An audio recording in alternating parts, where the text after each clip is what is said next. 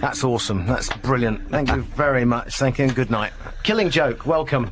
Hey, great to be here. Yeah. Jazz Coleman and Geordie. Just call you Geordie. It's there's nothing happening. That's because he's a Geordie. Yeah.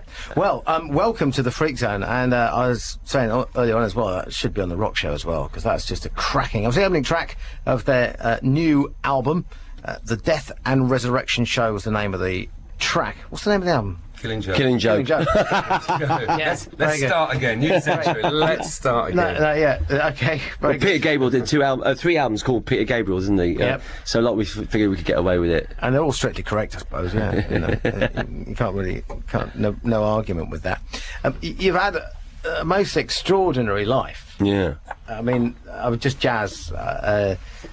Geordie, obviously, you haven't had an extraordinary life at all, you know. Absolutely not. but the bio here talking that refers, quite a bit to what you've been up to, and to say varied. Varied. Very much an understatement, wouldn't it? Yeah, I mean, I've done my own opera, worked at the Royal Opera House in Covent Garden, and I guess the Queen was my client then. And I worked and conducted for lots of orchestras, and 2 albums with Nigel Kennedy, even the Sarah Brightman album.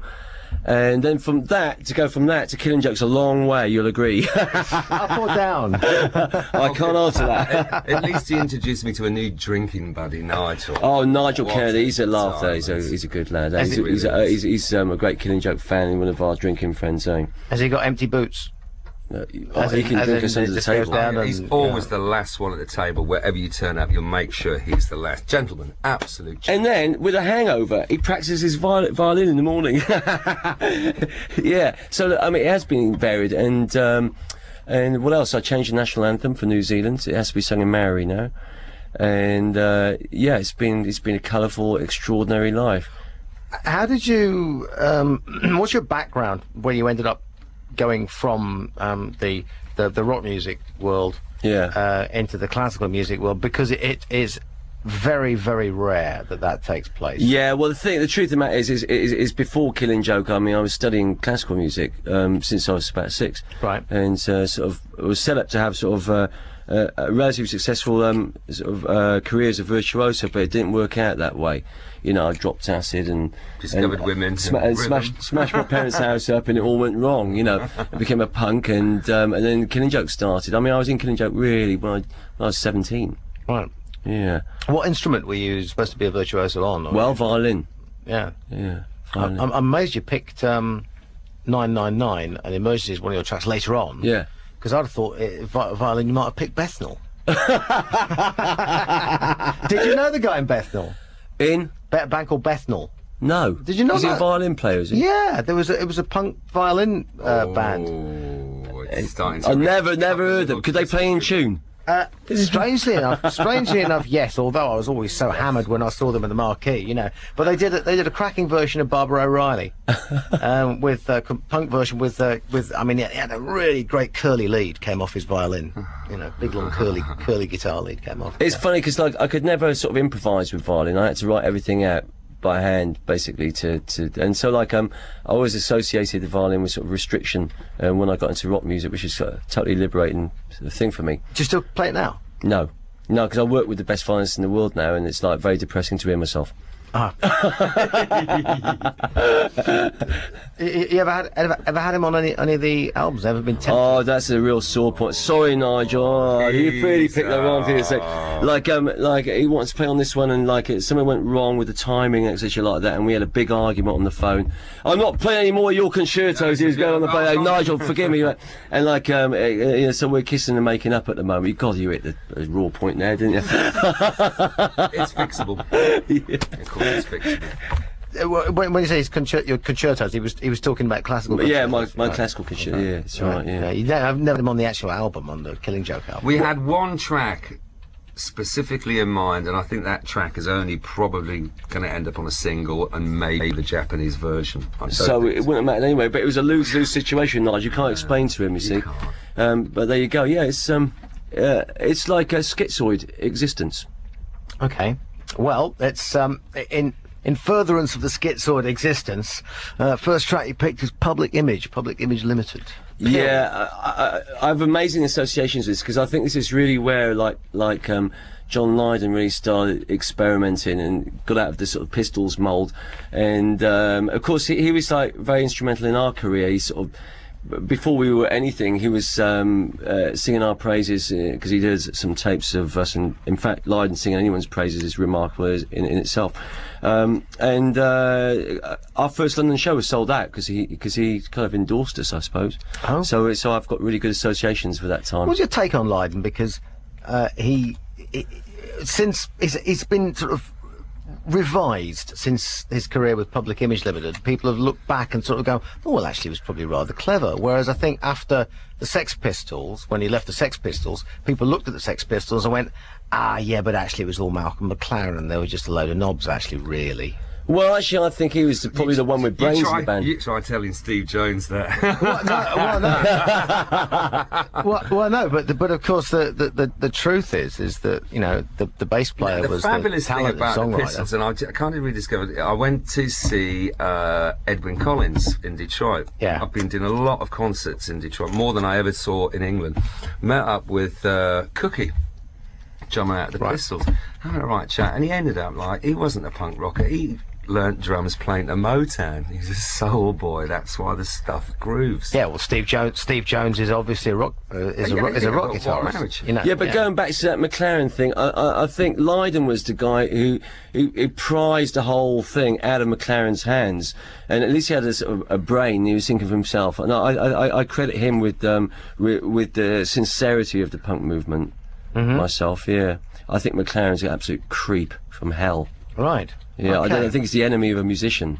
We'll discuss this further after. Malcolm, you've got Tourette syndrome. Go and get it checked out, mate. How appropriate that we should be playing Public Image Limited. Right, that's it. And got Jazz Coleman and Geordie from Killing Joke in the studio with me. Way. Right, Public Image Limited. We were talking about the size of that particular recording, as in its sonic size, and how things have changed. Yeah, they have changed now. I think we can get a bigger, fatter sound now. God, listen to that against Killing Joke. It sounds pretty small to me, but wonderful music nevertheless. You know, when you think about, like, I don't really like the Beatles, but what they were recording on basically in their time is, well, there's 4 tracks and stuff, and all the group Can, and they were sort of recording 2 tracks, a lot of their stuff, you know. So I don't think it really matters. I used to really care about, in the beginning, sort of what studios we went to, SSL, this and that, and now we don't mind recording on anything really these days. I think if you record it properly, you get a good separation and quite a big sound. Of course, technology now. But we still use real drums. We want to be one of the few bands, along with yourself, that use real drums. I don't know. I think there's a few kicking around still. Well, now, because like 10 years ago, probably, drummers were out of a job, really, weren't they? With sort of groups like the Orb and stuff, you know. Yeah, people thought they were. Yeah, allegedly. Yeah. It's like guitarists were out of jobs, and everybody was gonna, you know, buy record decks and scratch forever. Oh no, depressing state of affairs. I mean, we say like basically when you pull the plug out of a wall, you can see who's who when it comes to musicianship and everything else, right? And I think it's great. It's a great trend to see like rock music taking over from pop music again. It's kind of inevitable. I mean, it goes in waves. It does, I mean, it cycles. I mean, everybody says it's a cliche, but it's true. You know, It is. And you kind of every 7 years, funnily enough, isn't yeah, it? is it every 7 years? I reckon it is. It's I haven't like been counting. I was like, yeah. 7th wave, I think, yeah. Yeah. Well, so what? I forgot what I was going to say now. The seventh wave has got me going there. I'm thinking about that. Conspiracy theories and things like that. Yeah, let's talk about conspiracy theories. Why not? Yeah, there you go. There's a few on the back. I haven't got the lyrics, but I'm reading the titles and I'm guessing. Well, I'm looking at the papers today, and I was quite delighted actually. Here it says in the Independent, expose Blair, Iraq and the Great Deception. You got Robin Cook and Claire Short basically, and I think we all knew in our hearts it was a load of nonsense. We've all been cheated. I think I mean, here we go. Conspiracy theories. There you go. I mean, weapons of mass destruction. Did you seriously think that it wasn't going to happen? Like the war, you mean? Yeah. Oh, it was going to happen. Of course it was going to happen. But the sad thing is like you realise that Saddam Hussein had been psychologically profiled 30 bloody years ago as perfect monster. He's just the same hard as Hitler. Let's get him in there.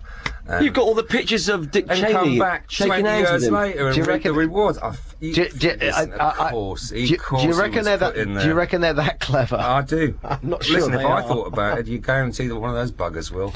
And the fact is, it's all come out. It's come out about the Bush family's involvement with the Bin Laden family, with the Carlyle group. I mean, it gets sicker and weirder. I think there's a lot to be said for conspiracy theories. I think a lot of them are absolute nonsense. But I think it's possible that 9/11 was staged. Wow. Okay. Go on. Yeah, I do. I think that. I think it was just too damn convenient. It gives me the creeps, the whole thing. And I wouldn't mind if Blair and Bush had just said from the beginning, actually, it's about the resource wars, and we're going for the oil, because if we don't, the Russians or the Chinese will go for it. If they said that, I think it would have been easier on Blair. I look forward to Mr. Blair being in the International Criminal Court, personally. I think he's a criminal. I think he should share a cell with Bush, his father, and Kissinger. What about the He could do an insanity plea. Bring the wife as a character reference. You live down in Polynesia, well, in New Zealand at the moment, right? Yeah. And New Zealand, of course, has an enviable position, really. That's right. I mean, our Prime Minister's got more balls than the rest of them. Huh?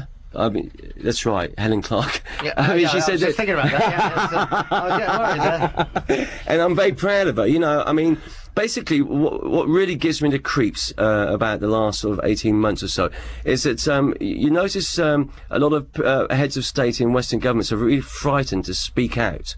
They're frightened of America. And I think, I mean, our fathers taught us about the last World War, that we should never kneel down before insolent might.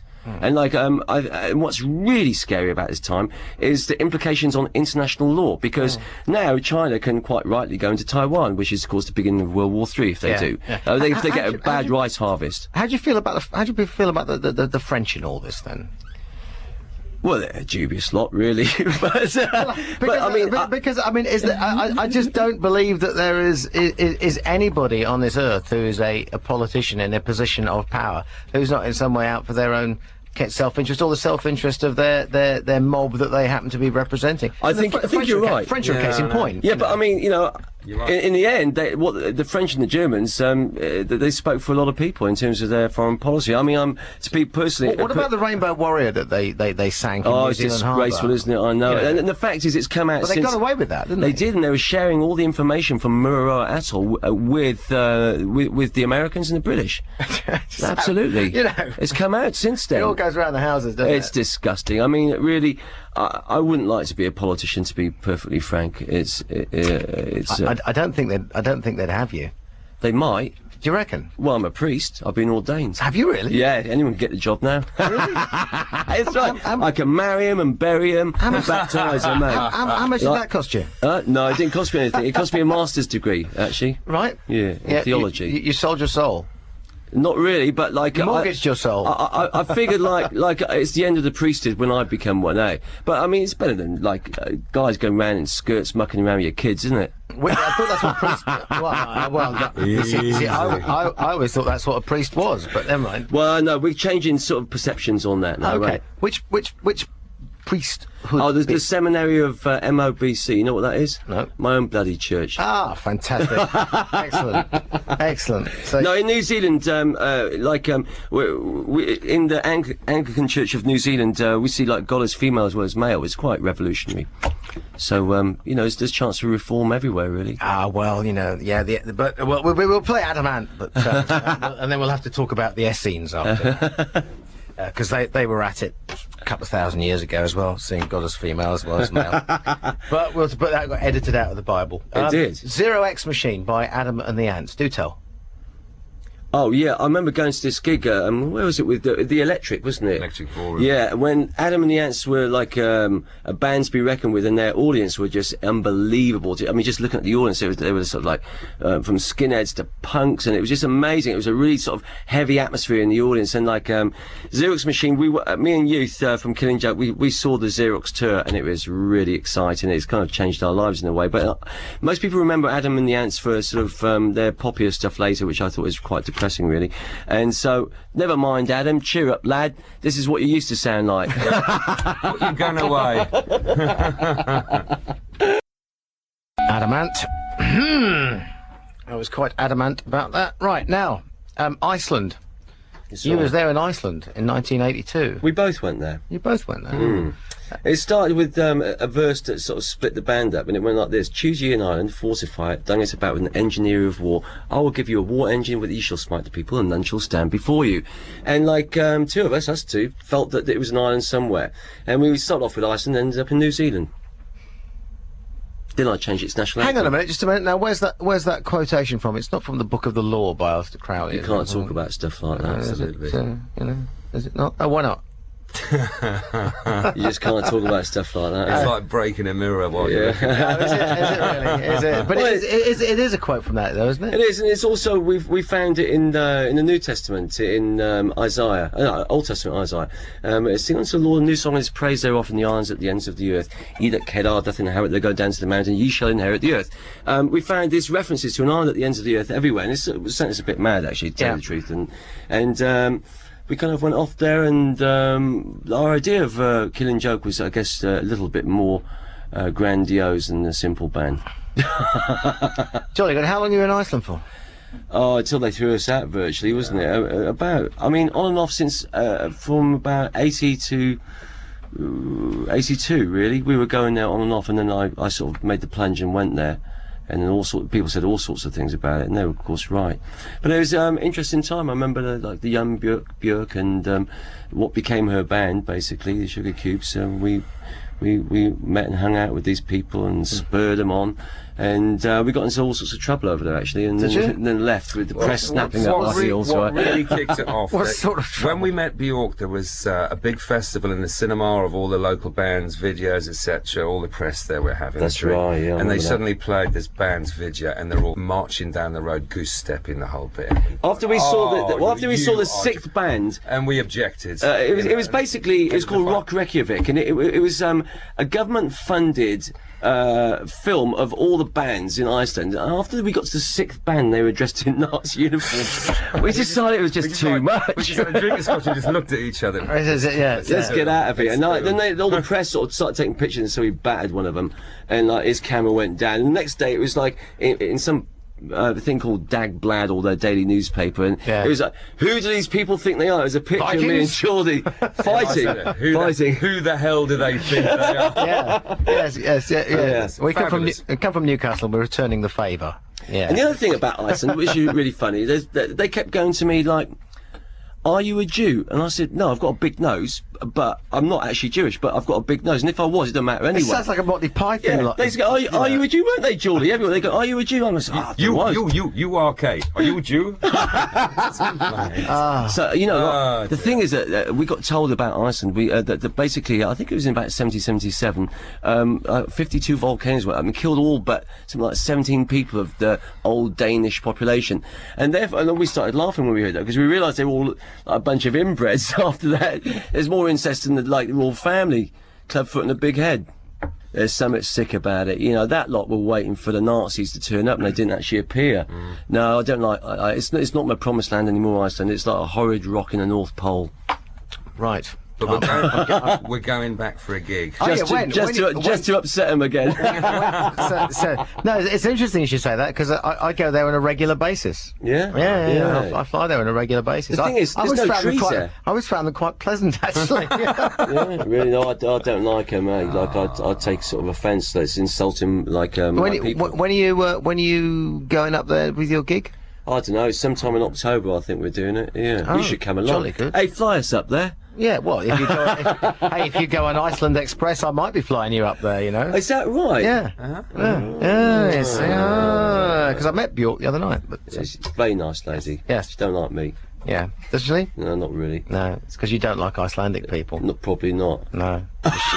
We don't need their sales. I mean, the funny thing was, the first time we went to Iceland, we were walking up the street, and I don't know if you must have read the the verse headers, that Lockie, the bad guy, is actually a dark person. So we're walking up the street and suddenly this 4x4, like Subaru, mounts the curb and just tries to take a swing at him. Yeah, it's like I got this all the time, mate. It wasn't popular there at all. Right. How long ago was this? 1980? Oh, the 81, 82, somewhere Yeah, around it's there. 20 years ago. I know. Things might have changed a bit. I'll tell you what, the only one that really sort of fitted our bill was Omar Stephenson, commercial sort of a conceptual artist who I think got the drop on Damien Hirst like 20 years before he did. He was the real deal. Did you go to the Penis Museum? No. Did you not know heard there was about it. It's not my cup of tea, mate. No. Well, I'm just seeing the word Damien Hirst and Penis Museum just set me off. Omar You know. Stephenson. Is that right? You know. Is it there? Is it over there? Is it? Yeah, it is. Yeah, there's a huge bit of mammal penises, and they have some of the biggest in the world because, of course, they got the whales and all the rest of it. So they've got all these huge, great priapic things sticking out, and makes the plaster casters look like a walk in the park. We know her, Cynthia Plastercaster, don't we? Yeah, we'll talk about Cynthia Plastercaster in a second after we've paid ABBA, which is from up that neck of the woods. This is my favourite. I mean, I love this one. And like I was talking before about like Claire Short and Robin Cook. Like this, I can't imagine them in ABBA. Yeah, but this one's for them. It's like a happy ending to the end of Mr. Blair's career. Okay. Hey, the winner takes it all. ABBA. Great stuff, eh? Good stuff, eh? That Now, was... I wanted to ask you a question. Go on. I mean, we were talking about conspiracy theories. I mean, do you think it's possible that Princess Diana was assassinated? Yes or no? Well, of course, it's possible. And what you think, maybe, or what? I think it's personally, I think it's extremely unlikely and very, very difficult. I think there's loads of ways you could knock somebody off, you know, far more easily and than that in the full glare of publicity. There's so many things that could have gone wrong to have it not work or have it discovered had it been done in that way. I just would have thought that anybody that was going to do it wouldn't have done it in such a daft way. For starters, if she'd been wearing a seatbelt, she'd still have survived. Well, possibly, but then you've got the backup team and the ambulance to go up, bash her and take her out if she is. Oh, okay. You know, you know, I honestly don't. Yeah, well, what got me thinking about it was like, because I worked with Sir Lawrence Gardner, of course, it's like pretty high up in, like, he's the noble attaché of the Royal Council of Princes or something like that. And I was interviewing him, and I asked him the same question. He said yes. Then I interviewed Uri Geller, and he said yes. And that's why I started thinking about it. So everyone I meet, I ask them. It's quite funny. If Uri Geller says yes, it must be true. Well, Uri actually, he's got some very strange talents, because I sort of hung out with him and I thought. Did he bend you? I bought my own spoon. I bought my own spoon because I thought he's iffy, right? And like, and I held it there, and he kind of stroked it, and it did go. Yeah, I was in the green room with him at some telly program that I was on, and he was just leaving. And he went, "Oh, hi." He said, "Would you like me to bend something for you?" And I was like, "What? Okay, go on then." So he went round and he got a key, and we're talking like a Yale type key, but like one of these Chubb, really thick, strong security keys. He said, "Oh, I'll have a go with that, right?" There's no way you couldn't have bent this thing with a hammer or anything. It was so hard. And he said, "Oh, we have to stand near the lift, you know, because get something metal." And he rubbed it, and you know, stuff me, it bent, you know, and I was like, yeah. So then he signed it and gave it back to me. I was like, oh gosh, you know. He's got amazing art at his house, so he's got like original Dalis and stuff like that. He's a very interesting man, and he can do some very strange things. He said to me, think of a picture, right? And I thought of it. And he'll draw it and show it to you. And of course, I always think of a dick or something like that, see whether he's really on the job, right? And he draws it and showed it to me. Yeah. So, no, I think he's really got something there. Interesting man, an interesting situation. But I was thinking about the Queen. Yes, well, now, do you like the Queen or not? Is that yes or no? Right? Yes. Do I like the Queen? Do you think she's a nice person? Do you think she's generous? I've got no idea. I think she's probably... As a person, I've got to say, I'm generally in favour of the monarchy. See, I'd like to see them all beheaded personally. Yeah, you see, I'm generally a monarchist. I'd say like keep the artwork right and get rid of them. I can see useful things about monarchs and people like that, but because they're not elected. What you mean on the constitutional side of things? Yes, because that they're didn't not really come in. It wasn't very useful before the Iraqi freedom game, was it? Well, I mean, we were hoping that the Queen would step in and say, "I've got to sign off on you guys going to war," and like my law lords say, this is a bit dodgy. yes, but then you know, you'd all complain that she was being anti-democratic, and of course that's the whole thing, is that the Constitution is based upon all three things, but the Queen is always there as the ultimate backstop. Yes, well, it's an interesting situation because, like, I guess in terms of New Zealand, I'm very pro the Queen, because you see, like, the Waitangi Treaty, which the Māori people have, is with the Crown. Of course, over there they all become Republicans, so so it basically becomes null and void. The treaty that the Maori people have is with the Crown, so I'm sort of pro the Crown in New Zealand. Right, so it has some useful function every now and again. That's right. Yeah, but do you see, it's the concept of having a bunch of people who actually have a duty to do certain things only because they happen to be born to have a duty to do they're it. German. They're all German. The only one with blue blood was Diana. Blue blood. Yeah. That's the kind. And her boys. I'm blue blood. I'm surprised at you espousing such a racist concept. No, you know about bloodline of the Holy Grail. Yeah. Okay. We were talking about it earlier. Well, I'm afraid, but the bloodline of the Holy Grail, I'm afraid, whilst it was an interesting conspiracy theory, and I got to the end of the book, and I thought, well, you know what? Jesus may actually have bonked this bird. They may actually have had a son. They may actually have followed this bloodline, all these conspiracy theorists, all the way down to the present day. So somewhere, maybe living in Neasden in a grotty flat, is the successor to Jesus Christ. And you know what? I do not give a stuff. So what? Yeah, but it's a more colourful story than the other one. Which other one? The one in the New Testament. Oh, yeah. God save the Queen, God save the anyway, Queen. absolutely. I said, hey, look, I swore an oath years ago, and I still stick by it. Right, no future for the monarchy, Mr. Lydon says, but future for Killing Joke. Yeah, you know, the practical side of it is we're doing some gigs. I think we're doing the V2 festival in August, but then we're sort of preparing for kicking off on a world tour. But it's starting out in the UK and then Europe, and Europe's quite, as you know, it's like you do from Moscow to Portugal these days, and then States after that, usual thing. They love me there, and then back home to New Zealand, some fishing with Geordie, and then we'll probably do the big day out, and then off around South America and Japan and that sort of thing. So it's about 150 gigs ahead of us, yeah. Right, excellent. So it'll be exciting, yeah. Right. And how's the album?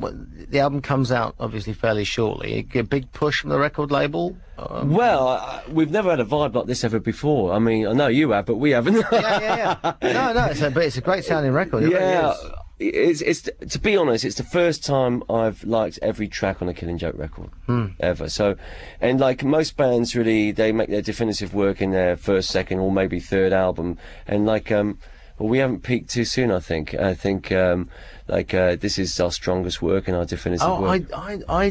I actually go along with that. I'd go with that. This is a great sounding record. I was really, shocked.